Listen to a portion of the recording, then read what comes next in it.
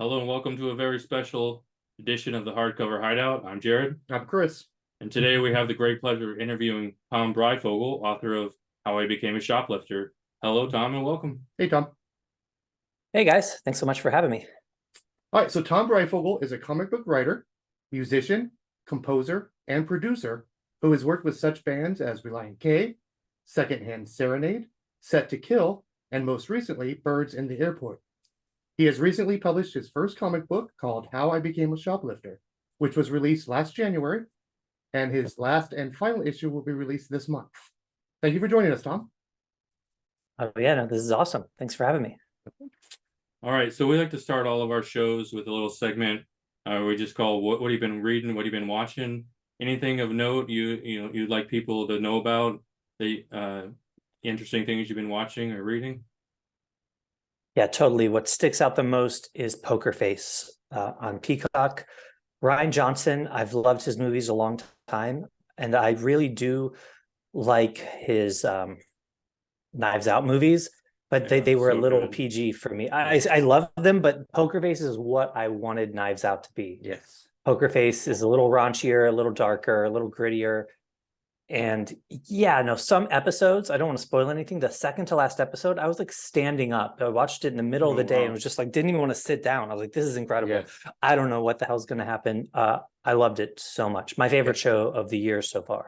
And I love how she emotes like Columbo. Like just when she's like talking to someone and she just looks like she's being polite, where she's like, oh, one more thing. I just have to know. I'm like, oh, it's so amazing. And I love how you find out during every episode that she's already there, that you don't see her until like the middle of the episode, but you realize she's been there from the beginning. It's amazing, Joe. I agree. Yeah. Chris has been talking about it since it started. I still haven't started watching it. So I got to move it up on my watch list, I think. At this point, you can binge it. It's done. Season 1 is done. Oh, okay, good. Yeah, did you finish the season yet? I did, yeah. Yeah, nice. Nice. Anything you're reading? I'm reading... Right now, I guess I'm on a Jeff Lemire kick. I'm reading Little Monsters. Issue 11 just came out this week. Love that book. And then I'm rereading a book from 2 years ago called Robin and Batman, also by Jeff Lemire. Oh, yeah. Oh, yeah. And yesterday, I also read a stack of... I'd never really read many Superman comics besides when I was a kid. And I went to the store and bought a stack of all these new ones. And read them all. So it was kind of cool. I've read a lot of Batman comics, a lot of I keep up. At one point, like 2 years ago, there were too many, especially with too many for me. I guess I was having like 6 or 7 a week of like Joker, Batman, and it was like I kind of had to get weaned off and pick which ones I wanted to stay on for the long haul. But yeah, but the ones Robin and Batman's done. It was 3-issue miniseries, but each issue is 40 pages, so it's almost like a full trade. And then Little Monsters. Issue 11, but yeah, I love those books. I bought this book yesterday. I haven't read it yet. No/1 or No One. Oh yeah. By Kyle Higgins, which I really love. Radiant Black and that whole world. I don't know if this is a part of that world. I don't think it is, but I'm looking forward to reading it. Yeah, I don't know. I heard that they were going to do a whole like Radiant universe. Universe. Yeah, I'm wondering if that is part of that. That's cool. I saw that one. So the Supermans you got, are they like older versions or issues, or are they like a lot of them came out in the last month? Okay. Yeah, there's so many. Like, back when I was a kid, characters had like 1 or 2 series. Now it's like characters have multiple series. You're like, oh, I used to do a box at the comic book store and I'd pay almost $100 a month just trying to keep up with all the storylines. Oh man, crazy. Yeah, let me see if I have some of them here. I think like the Superman 1, it was really good. Okay. I like that cover. Jamal Campbell drew it. He did a book called Naomi a couple of years ago, which his art is phenomenal. That's when I first heard about his art. And then here we go, Saga. It started back up again this year. Well, we're caught up on Saga. We talk about Saga all the time. It's one of our favorites. I got the shirt on. Nice. Saga shirt. No way. Goose or Gus? I don't know. How do you? I say Gus, but maybe it's Goose. I don't know, but yeah. And this one, John Kent. This is an audio podcast. I know that so that's John Kent, and then the new Deadpool. But one of my favorite characters. Awesome. But yeah, so those are what I've been reading, and then I've been rereading Catwoman Lonely City, which I've heard such good read a things while about ago. I that. have that. That's in my list. Yeah, everyone By that Cliff reads Chang. it loves it. Yeah, that's on my list too, for sure. I would check it out. It's a cool concept, and he's an incredible artist. Did either Yeah. of you read Paper Girls? Oh yeah, Oh yeah. yeah. Cool. Did you ever But watch yeah, the it's show? same artist. Yep. Oh, I watched the show. Yeah, it Yeah, was I'm so sad. absolutely. I'm I so watched sad it. it did not get picked up again Yeah, because it was Yeah. really good. The show. Totally. The trade is even better. yeah. Yeah, I But agree. it's I very love that good. comic so much, but yeah, I'm sad about the show too. yeah, And I grew up in that area, so it's Yeah. cool to see it. All right. And a lot of comics, Northeast Ohio is, but Mhm. it was cool to see it in the show. yeah, Mhm. yeah. That's sad. Awesome. Well, thanks for that. Do you go to your local comic shop and get those? You have them delivered? How do you usually get your comics? Yeah, local comic shop. I moved to a new neighbor. I live in Los Angeles. I moved to a new neighborhood about a year ago, and they're all my last neighborhood. I could walk to the shop, which was amazing. So I would go there every Tuesday and Wednesday and hang out. They knew who I was. I would just walk my dog and just stop by. It was so easy. Just go get the comics, be home in like 20 Mhm. minutes. And now each comic book shop, they're about a half hour away, so it's a much bigger commitment and harder. But then now I found one, which I can't believe I didn't know about, which is about 15 minutes away. So yesterday was only my second time ever going to that shop. It was in Santa Monica called Hideout Comics. It was cool. No. Awesome. It was a cool Yeah. store. All right. Well, let's get into this book a little bit. Can you tell us a little bit about how I became a shoplifter? Yeah, so How I Became a Shoplifter. It's a 3-issue miniseries, but each book has 3 main chapters, and then the issue 1 has a prologue, and issue 3 is an epilogue. And it's each chapter is a different year. You follow these characters from age 12 to age 19. It's 1996 to 2003. And you get to see them essentially just using petty crime to help their life, sometimes in a good way, sometimes just being dickhead kids. Yeah. But yeah. But at the end of the day, they're trying to be good kids, and they're really good at petty crime. And it's the last time you could do a lot of these crimes because there weren't cameras everywhere like there are now. Yeah. And it's a book. Yeah, none of them have cell phones in the book. None of them have social media. So it's the final generation where they're all entering adulthood, where none of that has touched their life and none of that's documented, besides maybe Polaroid images. Right. Yeah. True. Awesome. And yeah. All right. Go ahead. I was going to say, yeah, in issue 1, I guess you already said that. Yeah, issue 1 came out a couple months ago. Now issue 3 is about to come out next week, and then a trade that has a bonus chapter. And we did 15 covers for this book. So then a cover gallery of all the different covers. Wow. I'm looking forward to that. Oh yeah. I'm definitely getting the trade. Definitely. I mean, the book was amazing. Yeah. Oh, thank you. Yeah. Okay. What? It was awesome. So Thank you have you. been a musician in some capacity most of your life. So recently you've entered the world of comics. What made you choose comics as your next media? Well, in 2014, it was my New Year's resolution to get a hobby that wasn't music related, because I was finding I was a professional drummer, and then at this point over a decade, and then I'm like, every hobby I got, not even hobbies, just everything I did in my spare time was furthering my musical knowledge in another way. I went to college for orchestrating, went to college for songwriting, all while being on tour with bands. I was just everything I did. Maybe I'd be making a living playing the drums, but then at night I'd be studying bass or doing something else, studying engineering. And then I realized that I'd been doing that for too long. So I wanted a hobby that wasn't music related. And somehow a lot of my friends were getting into coffee. I decided to get into comic books. And then I forget the name of the venue I was playing, but the first trade I bought was in Phoenix, where you guys live. I bought the Batman Nightfall trade, was my first, volume 1. It's like a giant thick book. I think it was the Marquee Theater, I think was the name of the venue. I could be wrong. I suppose I believe it is. Yeah. Yep, the Marquee is one of our venues. There was a comic. Yeah. There was a comic book store next to it, and I bought that because it was recommended to me, but then also a distant cousin. I shouldn't say, like, he and I, were related. He's not alive anymore. Tom Breyfogle did draw a lot of it. And so that was really trippy for the first book then that I bought to be like, let me get back into comics. And when I say back into comics, I was never someone going to the comic book store as a kid, but I definitely would buy Simpsons comics occasionally, like if I was at Borders Books or something, and I would buy anytime Jay and Silent Bob had comics, I would like buy those, but I easily could have got into comics. I don't know why I didn't. I was just like, oh yeah, Kevin Smith. Oh, I'm in. Yeah. And then Mhm. bought the trades, but then never ventured back. I think it's because I got confused a few times reading an X-Men comic that was like, let's say issue 40 Yeah. or something. And I Right. didn't, and I was just like, I don't know what's going on. No idea what's going on. Yeah. And you mentioned Kevin Smith. I think one of the first issue have a Clerks like homage cover, right?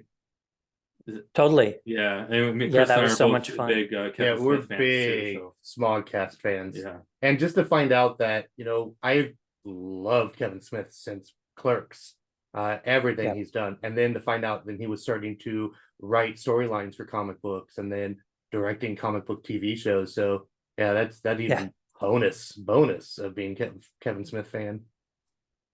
Totally. Yeah. Like my wife and I loved, and still it's over now, but Comic Book Men, like still wasn't yeah. in the comics, but I watched it every week. Yeah. Like I don't know why I wasn't buying comics. And then like a friend of ours would always perform in comedy groups at the Meltdown Theater, which was in the back of Meltdown Comics in LA. And I would just walk right through the comic store, not pay any attention, and go to the show. But then that all changed in 2014. I got that trade, and then I was into it. And my last name was everywhere. Norm would put it like on graves or Gravestones, game shows in the book. Yeah. It was Yeah. cool. And then after that, then I got into now we're like early 2015. I really got into Chip Zdarsky's Howard the Duck, Yeah. and then got into Terry Moore. Really, Mhm. a good friend of mine, Sean, he recommended Terry Moore. I don't think I would have discovered him for a couple more years, and then just got into everything he had ever written at that point. And at that point, I really didn't have a hard line. I really didn't know the difference of Marvel, DC, or an indie book. I mean, I knew certain characters I recognized from movies and stuff, but I would just went in. It was fun to be my late 20s, early 30s, like grabbing just like a whole new hobby and just like, here we go. Like I was totally unbiased. I feel like with music, by the time I was 14, let's say by the time I was 16, bands like Good Charlotte were coming out. And I was already like, nope, fuck that. I like Rancid. Like I'm not into it. But I didn't have that at all with comics. I was just like a clean slate. Awesome. Yeah, that's Jared for me. Jared is because I've grown up with comics since I was a little kid, but I've always like stuck to Marvel and DC, and every once in a while I'll get an indie and read it. But for the most part, all the comics I've read from as a little kid was always been Marvel and DC. Started mostly with DC and then moved into Marvel. And then when I met Jared, he introduced me like the world of indies, and that's why why we started this podcast, was because we want everyone out there to know that there's not, there's more out there than just Marvel and DC. And there are some amazing books out there, like yours, for example. I mean, yours was amazing. So that was really nice. And that's why we started this podcast, because Jared has introduced me to so many good books. I mean, he introduced me to Saga. He introduced me to Why the Last Man. And then during our podcast, a whole bunch that we've either loved or I could have taken or leaving, but yeah. But that's awesome. That's amazing. And so once I got into comics, I pretty much immediately started writing them, like a few months in. So early 2015, a movie, American Splendor, really inspired me, where there's a scene where Harvey Pekar is doing it with stick figures. And I was just like, I can do that. At this point, I have no aspiration to be a professional comic book writer. I'm just at that point, I was just making stories of my life on tour, because I was kind of living a circus-esque life. Like I was in a band, but I would also do a lot of work drumming for solo artists. So those tours, I'd be out with someone for, let's say, 6 weeks, and then they all go home to their friends and family, and I'd start a new tour the next day with some other solo artist, with a whole bunch of strangers I don't know the next day. So I would just be writing these wacky stories. And then in 2016, I put out a music video for my solo project, which I go under the name Birds in the Airport. And that video, I wrote and directed it, and it was the first time I worked with a comic book artist. And then for Birds in the Airport, I play all of the instruments. And so it kind of ate up a giant chunk of my life. And that was the first time I was like, oh, I can just like write the script, make it detailed, give references, and then this artist does this. And then we come back and finish it. And that really inspired me. And then that's when I wrote my first miniseries, which still might see the light of day. Issue 1 has been done twice by 2 different art teams, so it might come back around. It was called Subterranean. That was in 2016 when I wrote that, and then in 2018 there was like a chance of it maybe getting published, and I think that's when I really got the bug to be like, okay, I'm gonna get something published, and that's when I started How I Became a Shoplifter. Awesome. So, and How I Became a Shoplifter, we talked about we have 3 issues, 11 chapters throughout. In every chapter we have a different team. The decision making or decision process, and not sticking with one art team throughout the whole series. Yeah, a lot of it, I seeing old pictures of myself as a kid or seeing my friends, we do look different each year. Yeah. So I thought that would be a cool approach. And then also I was an unpublished author, just hitting people up out of the blue. I was having a really hard time getting people to commit to drawing 120 pages. So to get someone to commit to 8 pages, really worked. And then I got some amazing artists like Daniel Hilliard. I wrote a miniseries called Father Figure before How I Became a Shoplifter, and How I Became a Shoplifter was supposed to all be flashbacks in Father Figure, and I contacted him about doing that book, and he just said his schedule was too busy. And then when COVID happened, I was already 2 years into this book and had a bunch of 5-page chapters done. And then to get someone like him involved, there's no way I could have got someone at his level to commit to 120 pages. So I got him. That was just luck how that happened. And then certain people, yeah, to be able to, I would have loved it to, I guess I loved it also as a networking experience. I loved it to be like, I now know a whole bunch of artists, and it's a 5-page story. It's not as much stress as if you work with one artist and 60 pages in, you realize you don't like each other or something. Like it was a totally, right. Yeah, totally different experience. And it was pretty wild that like then, because the book started really taking shape in 2020, started on it in 2018. The art for it started in 2019. 2020, once Daniel did a chapter, and once Davide Pupo, he did a chapter called The Lucrative Lives of Busboys. And Antonio Fabella colored that chapter. And once that was done, it was just like the book had elevated. And then certain chapters were redone then. So certain chapters were drawn more than once. That'll be some of the bonus material in the trade. So this has been part of my life for many years now. It's wild. It's still going on. The trade once the trade comes out later this year, then that'll be it for this. But it'll be like a 4 or 5 year process. Wow. Yeah, I think you did a great job of picking the different artists. It wasn't like, I know we've all gone through it, reading a trade and go from one issue to the next, and you can see like you can definitely tell it's a different artist. It's just completely different. Where this, even though the characters look different a little bit throughout the chapters, I felt it was pretty consistent throughout. It wasn't anything where it's like, I could tell one artist from distinctively from the other, really. So it flowed nicely. Flowed well, it flowed so nicely. Thanks. One of my favorite when when they're doing the psychiatrist, the family therapy. Art, I love that art. I mean, just the way that he drew when he was telling his story, his dream. Oh, totally. I love that part. It was like what his brother did. It was nice. I literally laughed out. I've talked about that. I literally laughed out loud when he said it at the end. He was like, it was just exactly what therapy's like, where she was all excited that he had a breakthrough, and he's now come to terms, and you find out what his brother did, and you're like yeah, it was brilliant, really.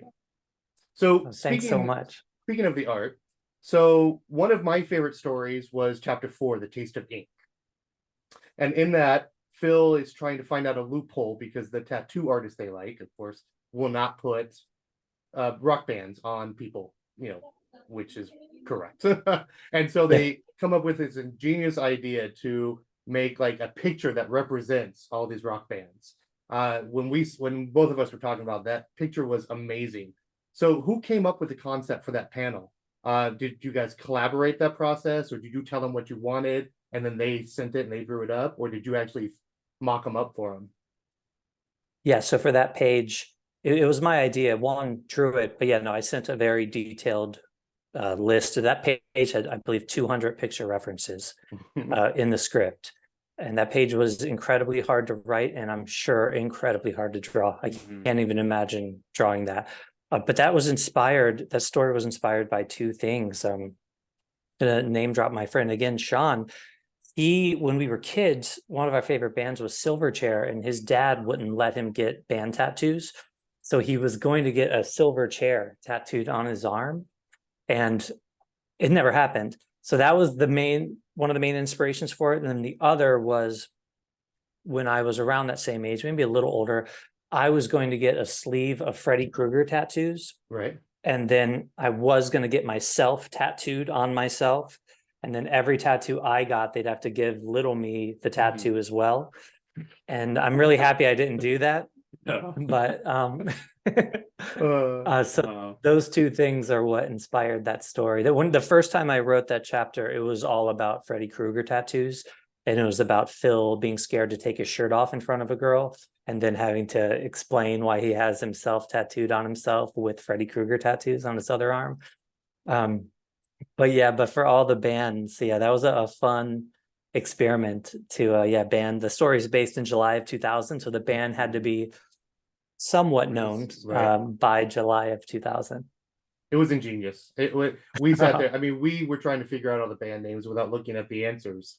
And did you get any before? Well, we got a lot of them. Some of them we didn't realize that were like double answers. Like I got the cranberries, but I didn't realize that was also Bush. Right. Like the chair with the third eye blind and the flaming lips, and you're like, oh, flaming lips. Because I'm like, fire breathers?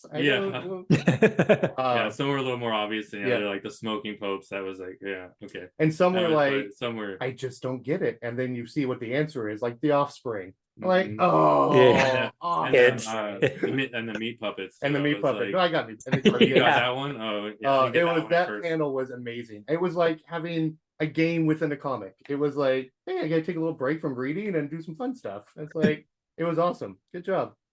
Yeah, super fun. Thanks. It's really cool to hear that it worked. That page was done April 2020, and I really haven't heard much feedback until this year, till this round of podcasts and stuff. So it's really cool to hear that it worked. It worked. It was an amazing panel. Yeah, it was good to have the answers in the back. So yes, that was also good too. That helped too. It would have been a little bit like we'd still be thinking about it at this point. Because I was thinking what the panel, a couple panels right before, you have the list of bands that he wants to do. And so I'm like, okay, there are the answers. Let's go look for them. But there were way more in that than just that little list. It was really cool. Yeah. Nice. Thank you. Yeah, that was a really fun story to write, and then a fun story. Yeah, a lot of those bands I grew up loving, so it's fun to put them in there. Definitely. Yeah, because that's around my 20s. Is that the era that this is around my 20s? Yeah. So I know all those bands, and I grew up. I lived in those bands. I love those bands. To this day, I still love most of them. They're on my playlist. Me too. Yeah, definitely. Well, as we were talking about earlier about music and how it's been a big part of your life throughout your life. So we're just curious, how has being in your past as being a musician helped you in your writing process and also with the subject matter? It definitely helps me with knowing when something is done.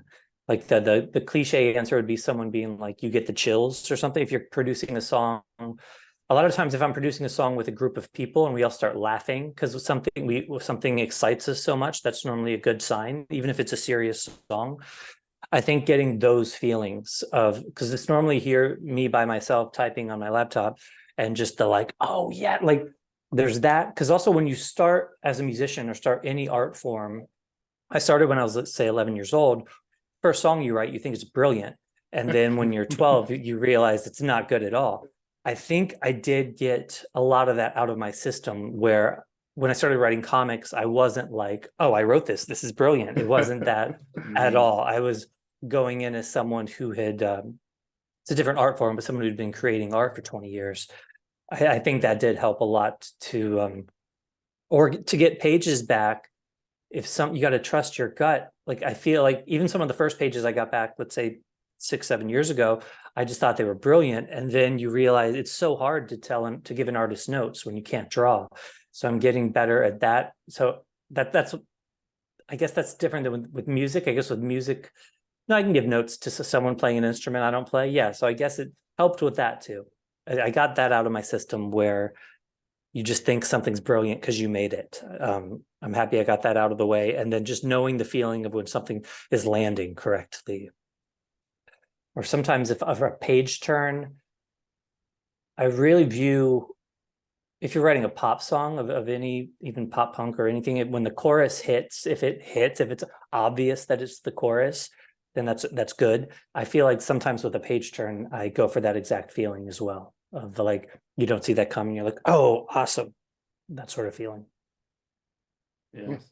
could see that. So with your stories, I know you had said in the past that they're not really based on your true life. They're, fiction with scenarios that you may have had in life. Did touring, because I used to be a roadie, and so I know stuff that goes on tours and backstage, and did any of that influence like how your stories progressed with things that were going on? Not as much with how I became a shoplifter, but other stories I've written. The one called Subterranean that I talked about, absolutely, that story is inspired by that part of my life. Nice. And then I have another mini series that won't come out for a few years. It's called Generation Numb. It's about a band called Generation Numb. Definitely playing in bands inspired that. Nice. But things from my life, as far as concerts or things like that, like, because a lot of these stories are based or inspired by stories from my youth. So I wasn't really on tour yet, but I did, in the book, there's a chapter where the characters sneak backstage at a Smash Mouth concert to get their autographs for girls. Mhm. I did do that. Nice. And I'm what were you gonna say? I was gonna say, I'm gonna assume it didn't end the same way. Yeah, No. let's hope not. No, in the book it ended a little differently, but in real life, the opening band for Mash Mouth, we'll call them, was I had seen them the previous year a few times opening for a band called MXPX, and we had a lot of conversations. And then no one was going to see them for Mash Mouth. They were, and I was there with my friend, and they gave us backstage passes. And I think that was the first time I ever had one in my life, like a real, like the same one they had. And my naive 15-year-old brain, I was just like, well, I'm allowed anywhere. Yeah. And I had printed a computer image of Smash Mouth that I wanted to get autographed for this girl. And we're just walking around backstage and going into dressing rooms, straight up like where the showers are, like going into Smash Mouth's dressing room and having them sign this printed computer piece of paper. They did sign it. And the singer totally was annoyed with us, as he should be. At the time, I was like, what a dick. Like, I have the pass. Like, I'm allowed here. Pass. Yeah. Yeah, like Wayne's World. So then they signed the picture, but they blew it too, because then I told them the story of why I was doing it, and they're like, what's her name? And then they put our names and put a big heart around it. And I was like, I can't give her that. Like, because like we weren't dating. I didn't want to be like, I was doing it to be like, yeah, I'm cool. I know Mash Mouth. But Smash Mouth. So that picture, I don't know where that is. It's probably in my mom's basement somewhere. But so that was inspired by my life, but not as much from touring. But yeah, the first stories I ever wrote were all inspired by touring. And if that book ever happens, it would just be called Gun for Hire. Maybe it will happen eventually. But I have a lot. I write a lot. But yeah, that one's inspired by my lifestyle at the time, 10 years ago, of just constantly being on tour with strangers and being the only person on the tour who's like your own independent contractor. Everyone else has their own agenda.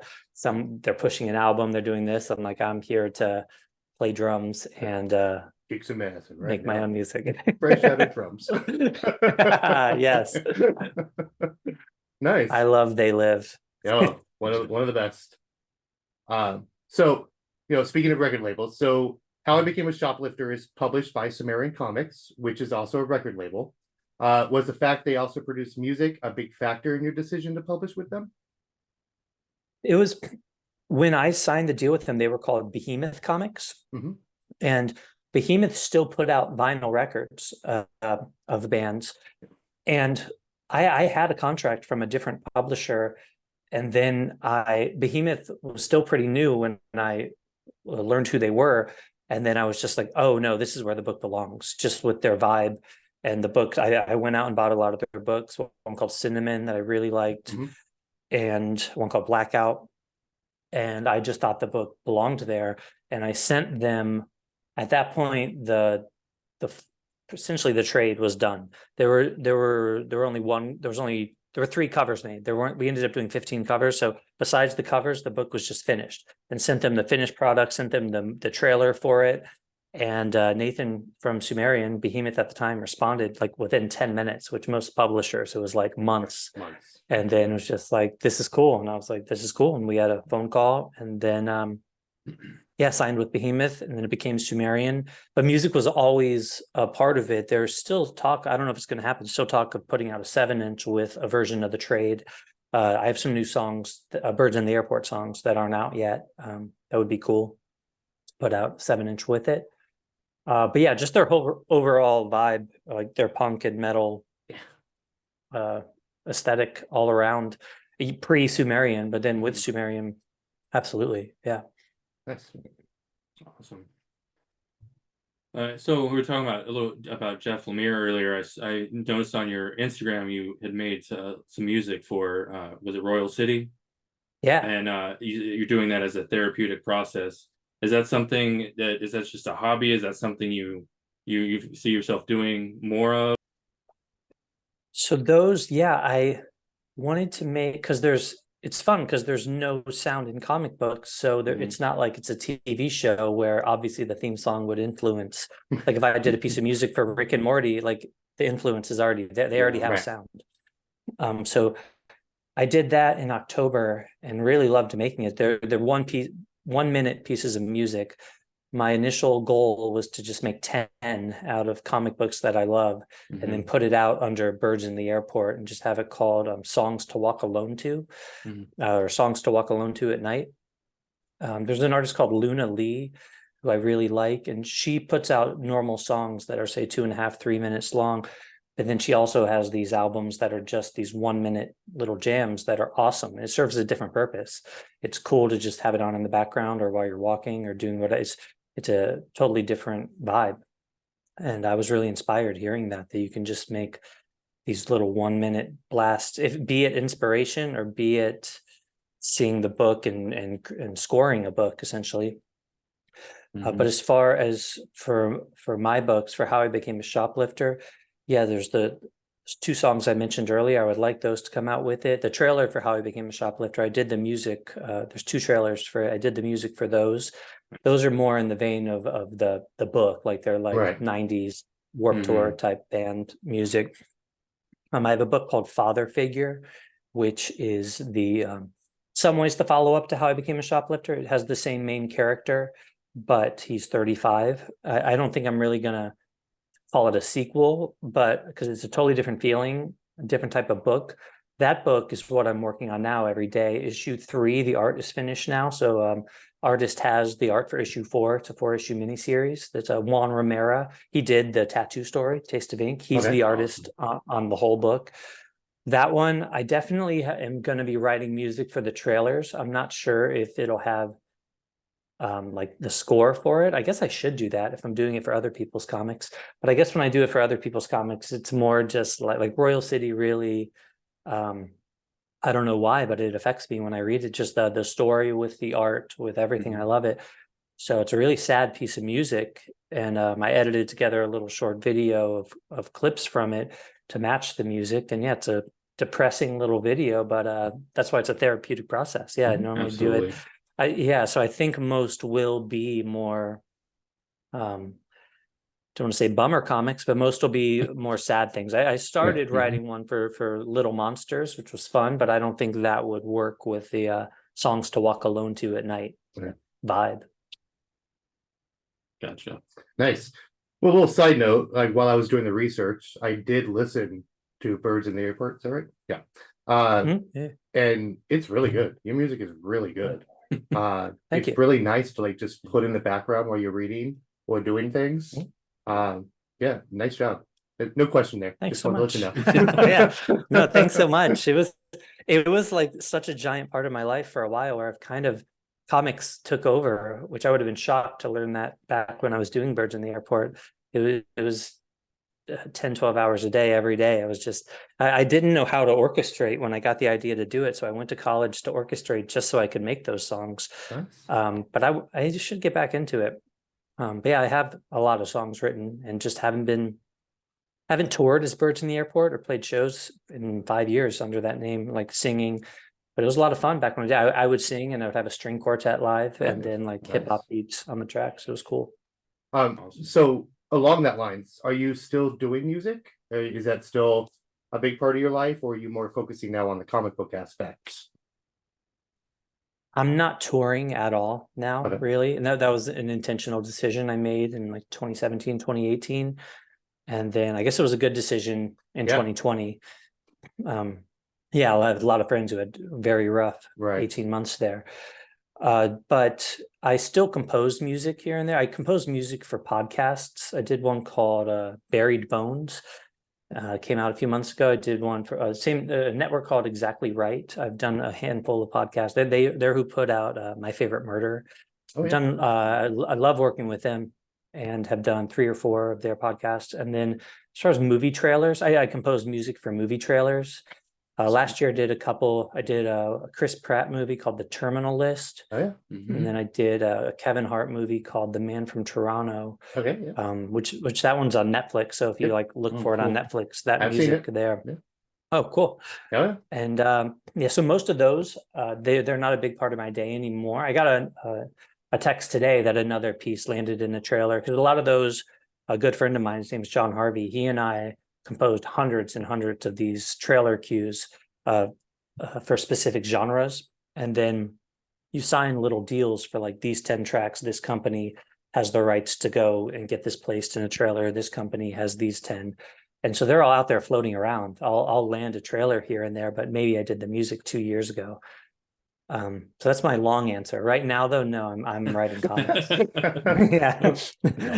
Well, both answers are great. Okay. Well, that's cool, because every trailer you said, I've seen the trailers and the movies. Cool. Okay, so my kind of final question is, so what are 3 comic books that inspired you and you would recommend listeners to read? And it doesn't have to do anything with how I became a shoplifter, just in your life in general. I think I said some already, but I'll Terry Moore's Echo. I'll say that. Just an amazing book. Sex Criminals by Matt Fraction and Chip Zdarsky. That's on my list right now. Oh, awesome. Yeah. Your list to read. You haven't read it yet? Yeah, I haven't read it yet. It's in my list, because we read so many for the podcast that I try to get new ones in for just me. But it gets really hard when we're like reading all of them for the podcast, and then like, okay, now I'm gonna read that. But yeah, Sex Criminals is already in my checkout list. So it is incredible. I haven't read it either, but it's definitely on my list. It's so good. I guess Saga is such a typical answer, but Saga, before they started coming back out this year, I know they came out last year with the 6, and I read them, and then reading those last year made me realize I really needed to start from the beginning again, because it had been way too long. So this year I've read every single issue again, and it was really cool. It was cool to what I remember. You forget so much and you remember so much. It was fascinating to me. Sometimes you'd forget an entire scene, but sometimes remember one certain line of dialogue. Like, you can be a pacifist or a writer, but you can't be both. Like, I don't know, that line really stuck with me. And so I love that book.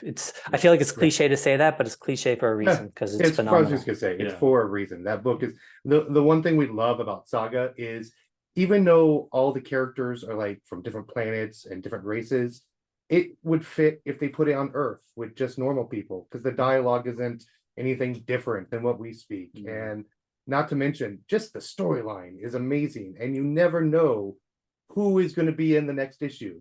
And no one is safe in Saga. It is an amazing book. So it's a cliche for a reason. I agree. Yeah, I love it. And another book, which I have all the issues but one, which I've only read 4 of them so far, but I really am loving it. It's popular for a reason too. 8 Billion Genies. Pretty good. Have you guys heard of that book or read that book? I've definitely heard about it, and I'm waiting for the trade or the deluxe hardcover to come out, because we're kind of trade waiters a little bit, and except for your book, a lot of times we especially for our show, we wait till it's in at least a volume 1, and so we can talk about the whole volume. And so yeah, so once that comes out, we're definitely gonna have it on our show. Yep. Yeah. Thanks.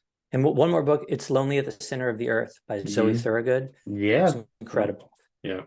We just did it a couple episodes ago. We did.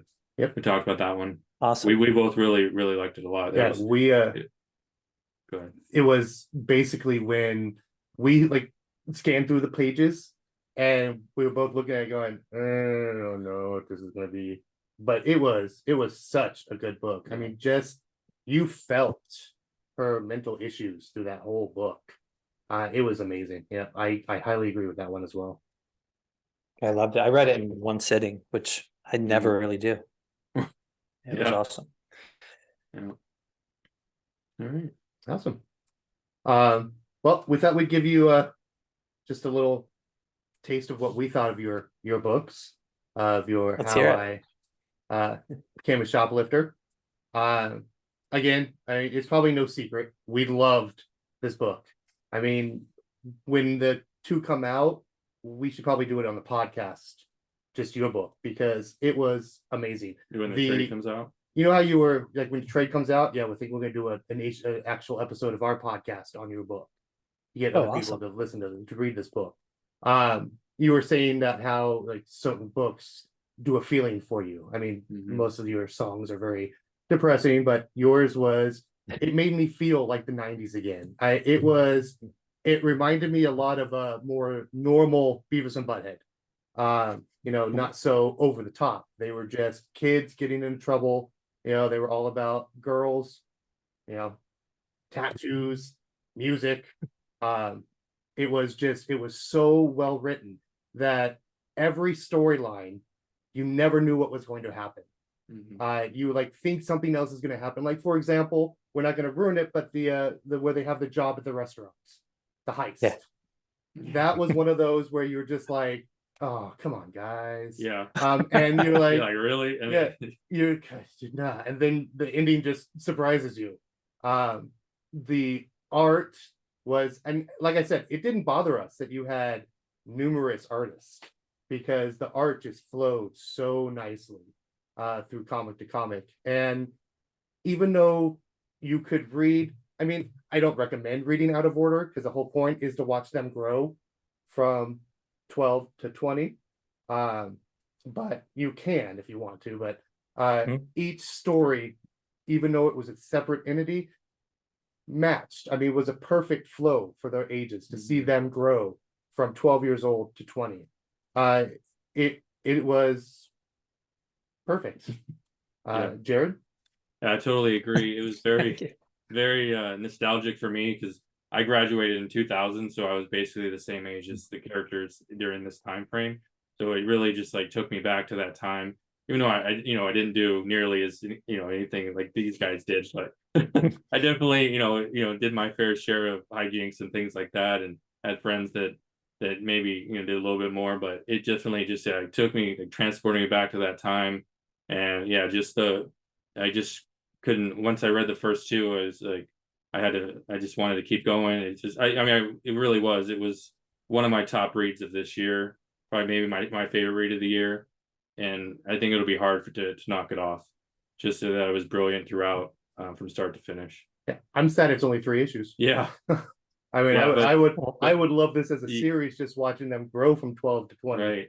The amount of the storytelling in here, and just the depth of everything in the 3 short issues is phenomenal. So just the amount that you packed in there, and some people, you can't do that in 10 issues. So I thought that was awesome. And just seeing the friendship between Phil and Ethan. I mean, even though they're acting like punks, they're not bad kids. They're getting into hijinks and they're doing things they shouldn't. I mean, the first issue, the whole point of how I became a shoplifter, but what they do with that is just amazing, of how they get back at the brother. It's just, that's what I liked about them. They weren't characters that you're like, I mean, I'm almost 50 years old. So, sometimes I look at kids and go, punks. But like I read these going, they're actually good kids. They just they're just teenagers. Right. They're not murdering people. They're not stealing like a lot of money. They're not hurting anyone. They're just living out their lives the way they want to. And that's what I loved about it. I love the characters. I didn't sit there going, little vandals, Right. little hoodlums. You just like them from the get-go. From the very get-go, yeah. Even when they're like doing what they're doing in the very first the introduction of them and how they're doing their first vandalism. Even then I'm like, yeah, they're just kids. Yeah. And I did love, I have to give you little props. And in the vandal scene, they put forks in the grass, which is something I had done in high school to people. Like, oh, they forked the grass. Yeah, I did that in high school. I did that the week before I turned 18. It's probably too late to do it, but I was like, I can't do this when I'm an adult. Like, we better go do this now. I think that's how we were too. We did the TP and the forking of some houses. Like, we're like, come on, we're gonna be graduating here pretty soon. We should probably we're not doing this when we're in college. I can't believe I didn't put a prank phone calling there. I wrote one. It's not in there. If there ever, I would maybe do, because this book, issue 1 and 2 is side A and issue 3 is side B.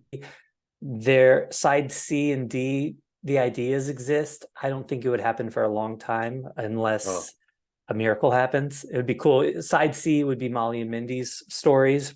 They'd be the main characters. Then side D, there'd definitely be a prank phone calling.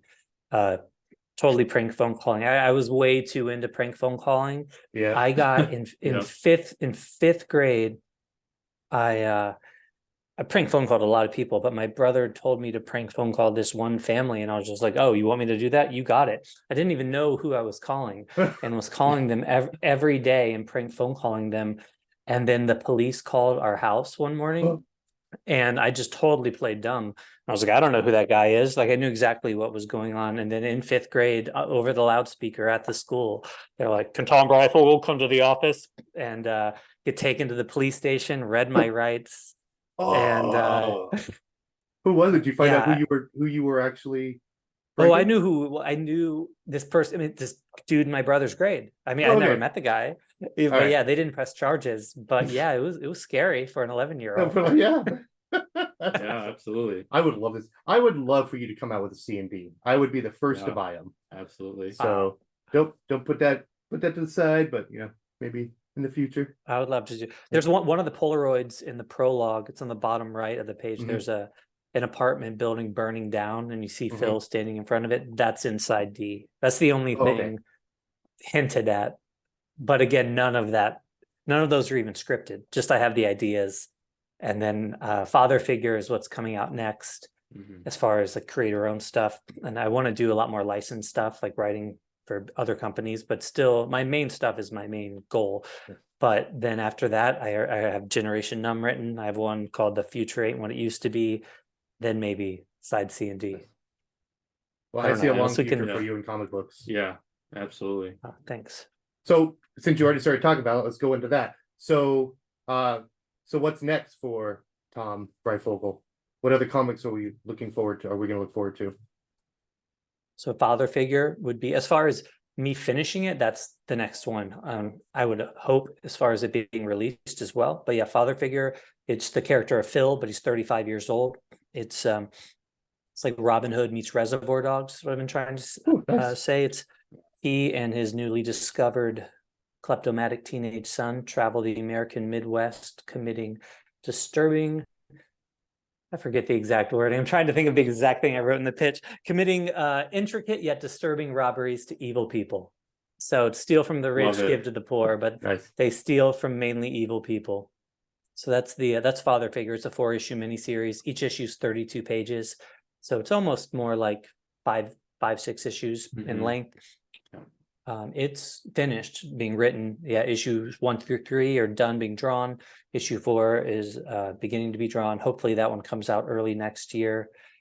And then the one I'm most excited about is called Generation Numb, but I don't think art will start for that until this is done. So get that. And then, I really want to do comics for other companies, licensed material, and I've been doing a lot of pitches for I can't say who or anything, but like a lot of bands writing comics for bands, writing graphic novels. Nice. So I've written 11 pitches. I haven't scripted a full one yet, but I've been doing that a lot lately. Nice. Cool. Yeah, but my goal would be Howard the Duck and Batman Oh, that'd be Oh, awesome. I love that. separately. yeah. But yeah, Kind of full. Yeah, of course. Yeah, you gotta write Batman at some point, right? You're Yeah. Breyfogle. That's right. Yeah. You got to put your Oh, name yeah, on no, some I have a- tombstones. Have your name in Have your the name on some, Yeah. in all the grave sites and stuff. just have them at a theater He with created- your name on lights. just everywhere. Just He everywhere. co-created a character called Anarchy, and Mhm. I have a Batman pitch with Anarchy in it, so I think that could be really cool. That'd be So, awesome. yeah, Definitely. hope that one happens. But yeah, Yeah. that could be way down the line. Yeah, we're rooting for you on that one for Yeah. sure. So for, as far as for young artists or writers trying to make it into the comic book industry, what advice would you have to get their work seen, to get them published? I would say, speaking as a writer, I would say every person breaks in a different way. Find your angle that can break you in. Mhm. It's every single one's different. For this one, I feel like with Subterranean, the first miniseries I wrote, I had so many. It was so difficult to have people even check it out or anything. So you have to find a way to make people interested. And a lot of that sometimes is even the pitch. Like for this book, it ended up being the final generation before technology took over. That did a lot to get people to be like, let me give this a look. Getting good covers made. Like none of these are fun answers. But this is the truth. Having an Yeah, awesome cover. Sure.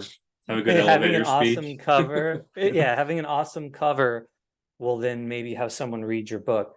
The art has to be phenomenal. So it's hard. You have to read a lot of comics and check out a lot of people on Instagram and Twitter. And for every one person who worked on this, 30 people worked on this book, and I probably emailed 300 people. And 300 people I hand selected that I really respected and would have loved to work with.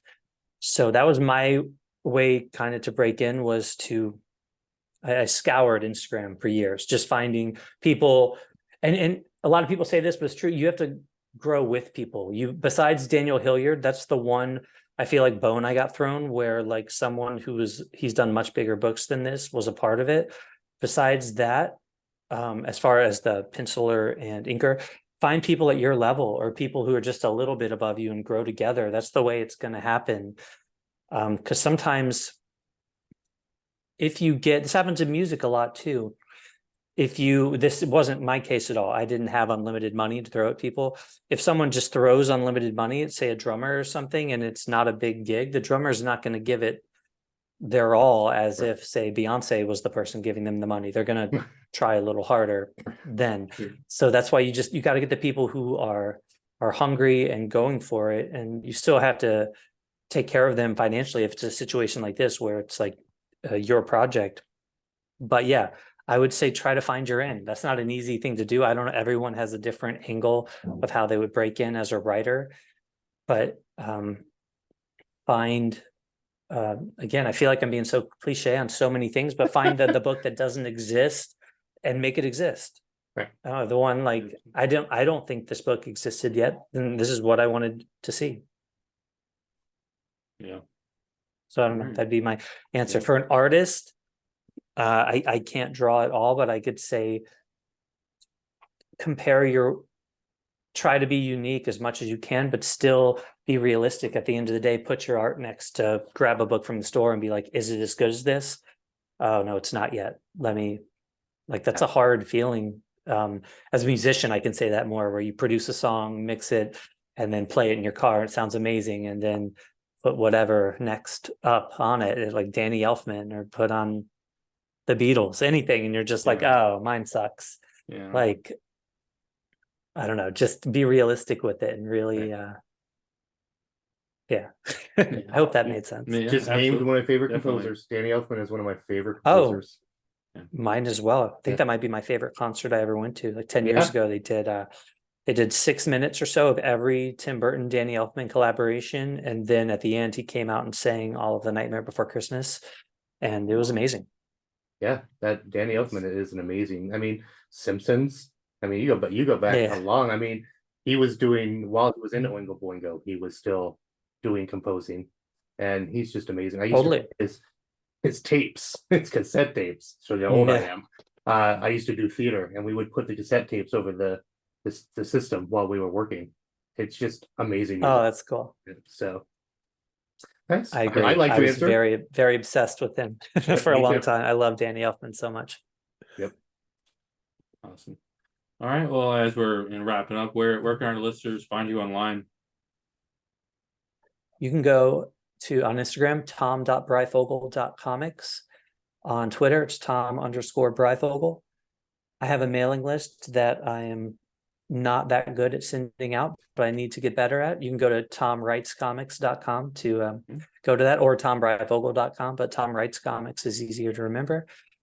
And I probably will start sending it out. There's a few hundred people on it, so I should just start doing it. Now there's books out in the world. Yeah. But yeah, those are the easiest places to find me. Yeah, I'm the most active on Instagram, but I was kind of dead on Twitter for a few years there. Now that the books are out, I'm kind of a little more active. Mm-hmm. Yeah. Yeah, usually same with Twitter. Usually just Instagram. It's the easiest one. It's so definitely. Nice. All right. Well, thanks again for joining us. We really appreciate it. It's just a couple of normal guys with 9-to-5 jobs that just started this just to talk about something we're passionate about.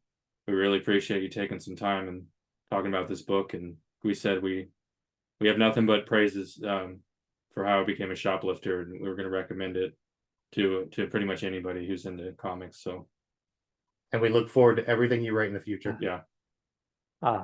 Thank you both so much, Chris, Jared. Thank you. That was it's really cool to hear all of that. And I don't think anyone had ever talked about family therapy. I think you were the first people I've ever talked to about that chapter. I think that was my favorite. Cool. I think that was my favorite chapter. That was and that and the heist. Yep. And then of course the band picture. Yeah. So there's so many good stuff. It's hard to pick one, but thank you. I'm so happy to hear those landed and that they connected as far as it made you feel like the 90s and that. Yes. Yeah, absolutely. So all right. So I think we're gonna wrap it up. Thanks for joining us with our interview with Tom Breyfogle. I'm Jared. I'm Chris. And happy reading. Happy reading.